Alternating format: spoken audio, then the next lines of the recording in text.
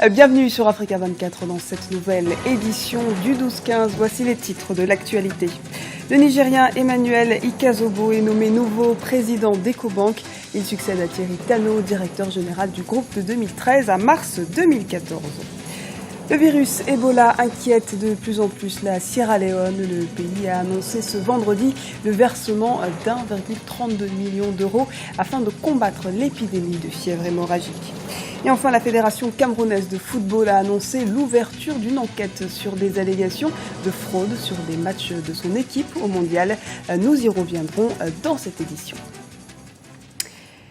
L'Assemblée générale du groupe Ecobank a été marquée par de longues discussions autour de l'absence de paiement de dividendes. Mais ce 30 juin, les actionnaires du groupe panafricain ont également choisi leur nouveau président. Il s'agit de l'expert comptable nigérian Emmanuel Ikazobo.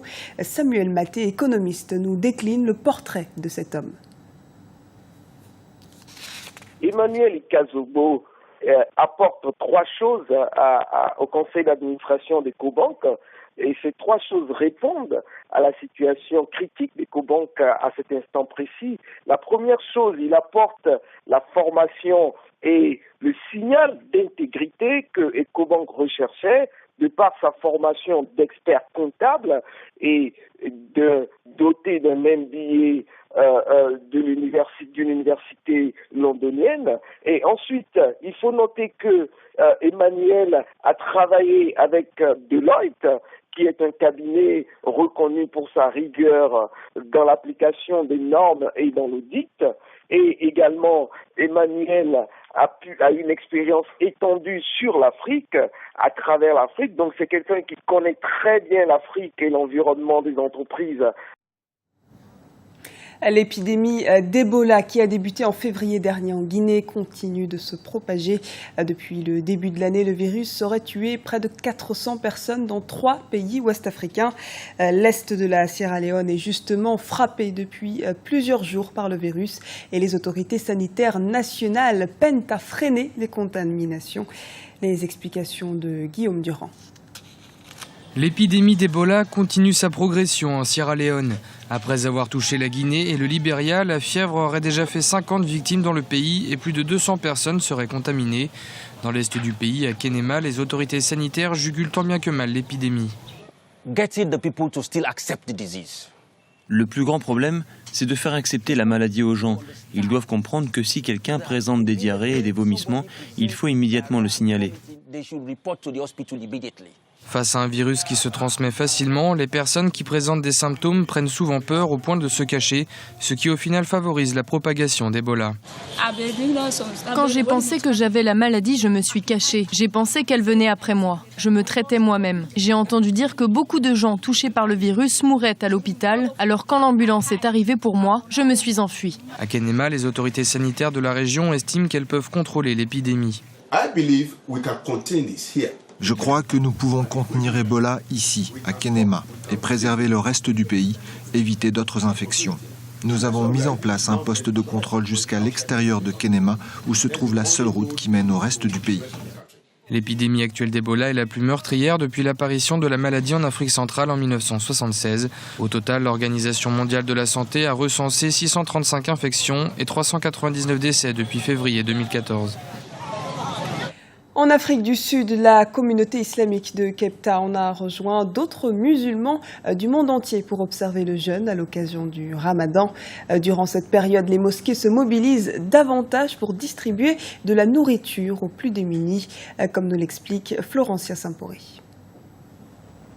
Nous sommes en Afrique du Sud, dans la ville de Gatsville, près de Highland State. Ici, de nombreux musulmans profitent du mois de jeûne pour faire des provisions, mais les prix élevés des denrées alimentaires demeurent la principale préoccupation. Nous devons acheter de la nourriture parce que nous devons jeûner pour l'amour d'Allah et nous devons avoir quelque chose pour l'iftar. Nous n'avons pas d'autre choix que d'acheter de la nourriture. Alors pour essayer de répondre aux besoins des plus démunis pendant le mois de Ramadan, la mosquée de Gracie Park a mis l'accent sur la solidarité. Pour l'occasion, la communauté musulmane emballe des centaines de paquets de nourriture qu'elle compte distribuer dans la ville. Nous restons à jeûne après le lever du soleil jusqu'au coucher du soleil. Et c'est un test pour nous en tant que musulmans. Il y a ceux qui, tous les jours, n'ont pas de nourriture. Nous sommes de tout cœur avec eux. Nous remercions Dieu de nous avoir permis d'aider ceux qui sont dans le besoin et lutter contre la pauvreté. En effet, pour Youssouf Barouti, responsable de l'association caritative pour les musulmans, cette initiative pourrait, à petite échelle, aider à lutter contre la pauvreté dans le pays. C'est difficile car il y a beaucoup plus de chômage aujourd'hui, car il nous faut collecter de l'argent auprès de nos bailleurs de fonds, mais fort heureusement, nous avons quelques donateurs qui nous ont donné ce dont nous avions besoin pour s'assurer que tout le monde aura à manger durant le mois de Ramadan. Le gouvernement sud-africain a annoncé des mesures pour réduire les prix des denrées alimentaires.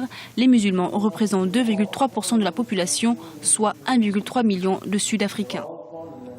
Et nous ouvrons notre page football avec la Coupe du Monde de football 2014. Les deux dernières équipes africaines ont joué leur dernier match ce lundi. L'Algérie et le Nigeria se sont inclinés.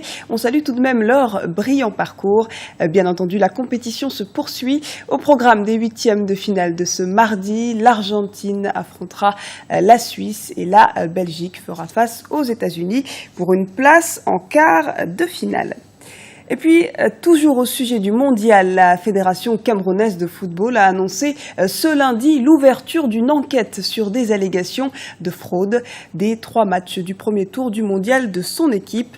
Pour rappel, le Cameroun a perdu ses 3 matchs du groupe A contre le Mexique 1-0, la Croatie 4-0 et le Brésil 4-1 et a été éliminé au premier tour. Notre éditorialiste Joseph-Antoine Bell s'est exprimé à ce propos.